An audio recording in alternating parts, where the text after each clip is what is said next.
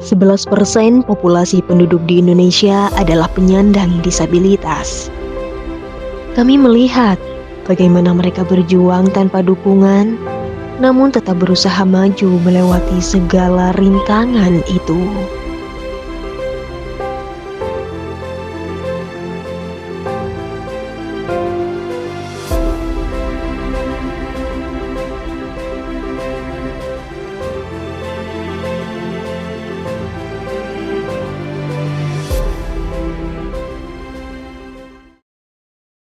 Jadi kayak mata yang kanan itu penyebabnya yang kirinya ngefek gitu. Waktu itu belum tahu kalau itu namanya tunanetra.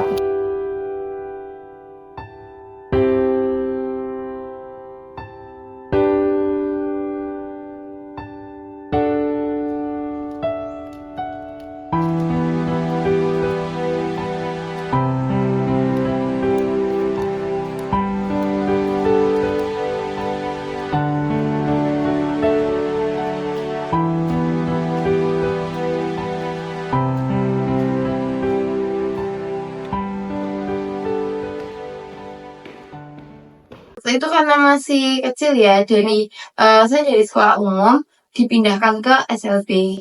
Nah dulu saya nggak tahu kalau kenapa saya dipindahkan ke SLB gitu.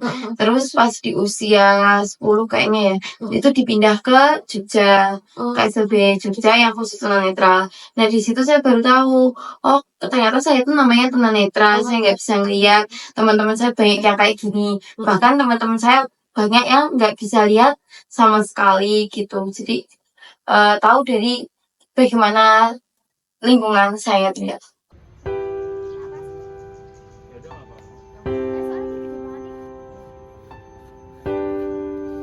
Meski hidup dalam kekurangan, semangatnya tak pernah padam. Di kampus inilah Aida menemukan dunia baru, dunia yang membukakan jalan baginya untuk terus belajar dan berkarya.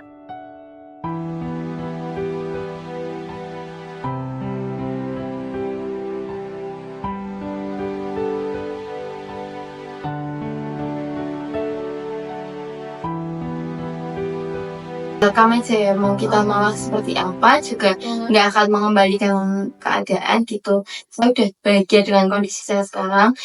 Misalkan saya diberi penglihatan juga saya nggak akan mungkin bisa kayak gini. Begitu. Apa ya? Terus kayak aktivitas gitu, saya bisa normal sendiri kecuali kalau hal-hal yang berkaitan dengan sesuatu yang bergambar, sesuatu yang belum pernah saya ketahui, saya butuh pendampingan.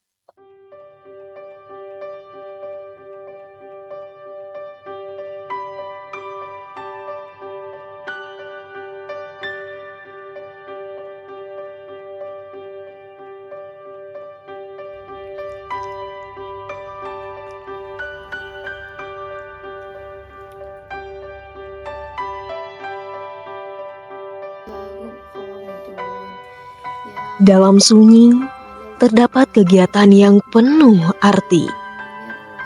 Tak ada keramaian, namun setiap geraknya menunjukkan usaha untuk terus memahami dunia dengan cara yang berbeda. Kisah di balik 1 Maret oleh Rifki Faizulhaq.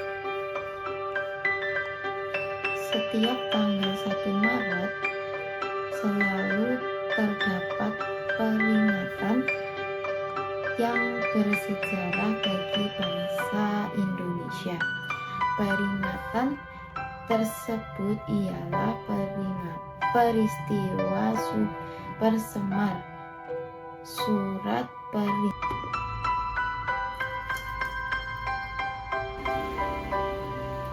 2024 ke 2025 kemarin, saya diberi kepercayaan untuk menjadi ketua komunitas disabilitas di UNS. Oh, Masya Allah. Gitu. Berarti jadi ketuanya Iya. tahun ini.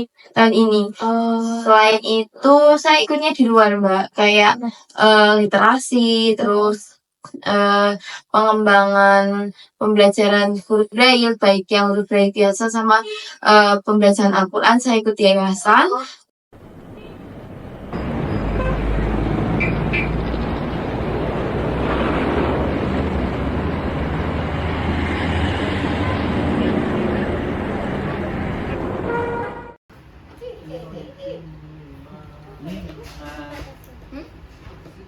Iki buat situ. Lanjut. Iki Berarti itu kan. Iki kan spasi tuh. Roy, Nah, Bin, sorry. nah, Terus sampai hilang. Ayo. langsung lagi.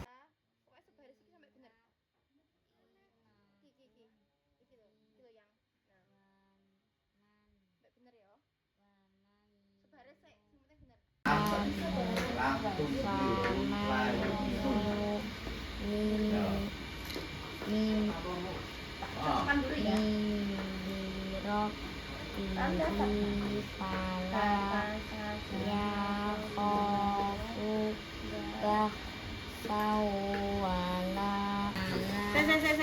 Tuh aja ngerembuk tapi aku rembuk.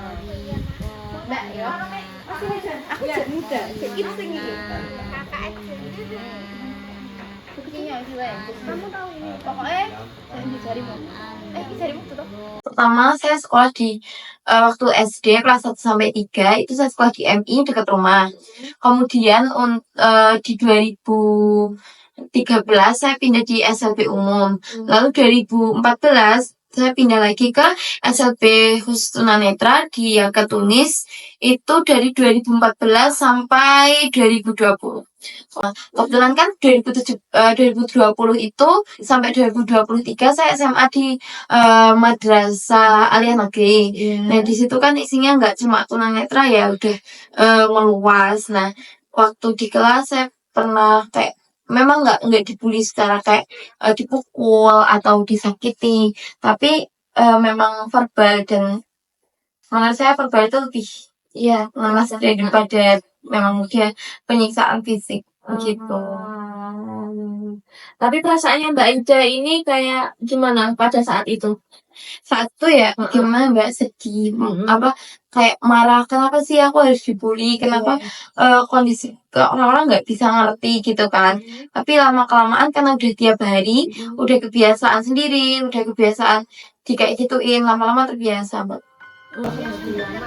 kan lupa.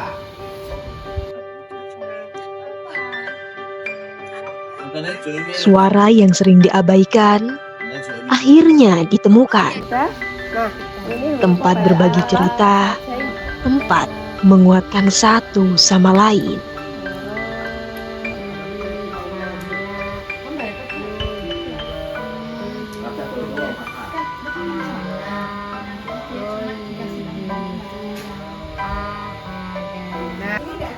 Terus biru main.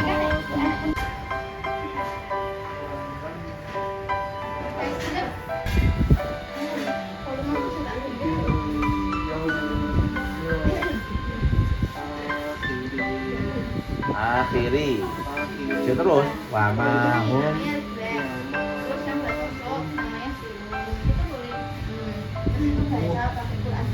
kita fokuskan ke ngaji. Nah, jadi untuk teman-teman tunanetra yang apa?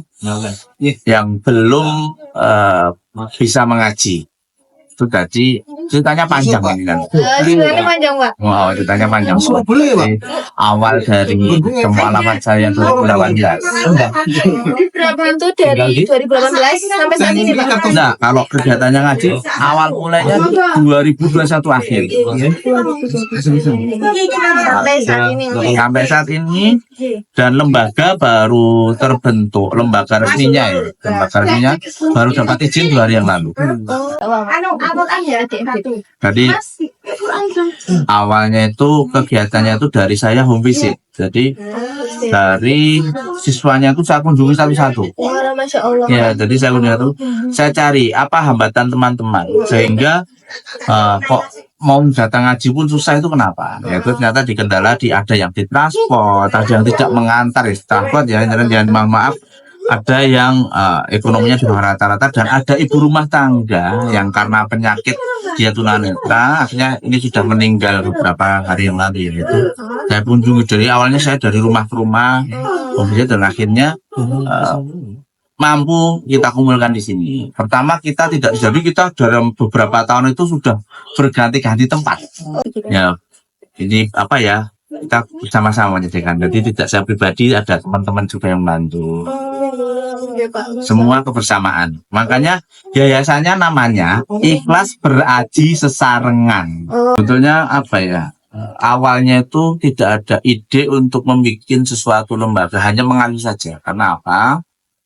Salah satu bentuk kegiatan ini bentuk karena ucapan syukur saya karena Allah masih memberikan kesempatan untuk apa ya, saya mengenal Islam, bisa belajar ngaji. Masalah cerita awalnya bisa terjadi lembaga itu ada liku-likunya, Mbak. Jadi pernah saya sebelum menjadi lembaga ini saya pernah dalam satu lembaga, ya, dan akhirnya lembaga itu tidak satu visi dengan apa yang saya inginkan. Jadi akhirnya saya keluar dan akhirnya teman-teman mendukung, ayo kita tetap jalan dan akhirnya terbentuklah lembaga ini. Jadi tetap ada liku-likunya, tidak selalu mulus perjalanan itu, tapi ternyata Allah izinkan semua masih berjalan sampai akhir.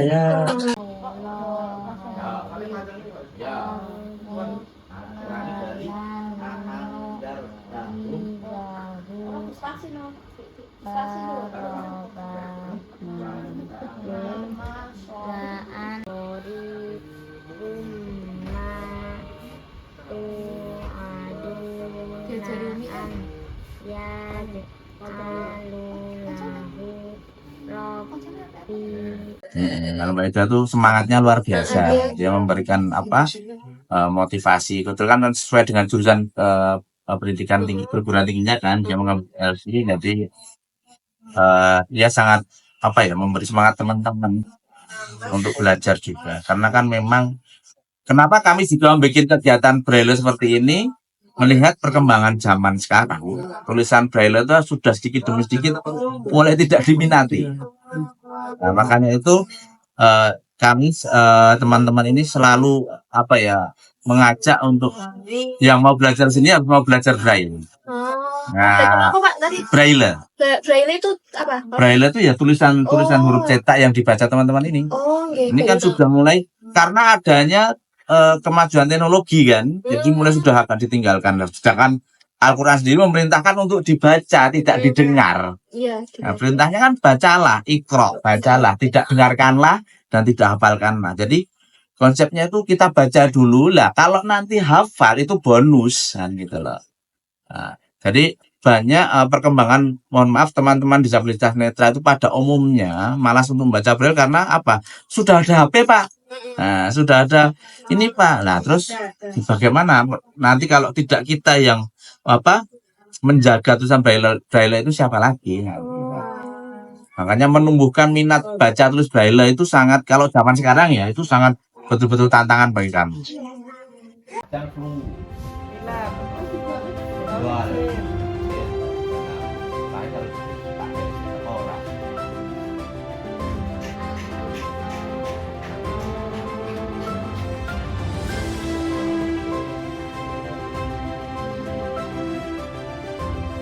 Banget lah, gali aja potensi dirimu, terus jangan minder dengan kondisi dirimu, karena kita itu beda, bukan berarti kita nggak bisa melakukan apa yang orang lain bisa lakukan. Kita bisa kok dengan cara kita sendiri, dengan kemampuan kita sendiri. Kita pasti akan menemukan potensi yang lebih dibalik kekurangan kita ya.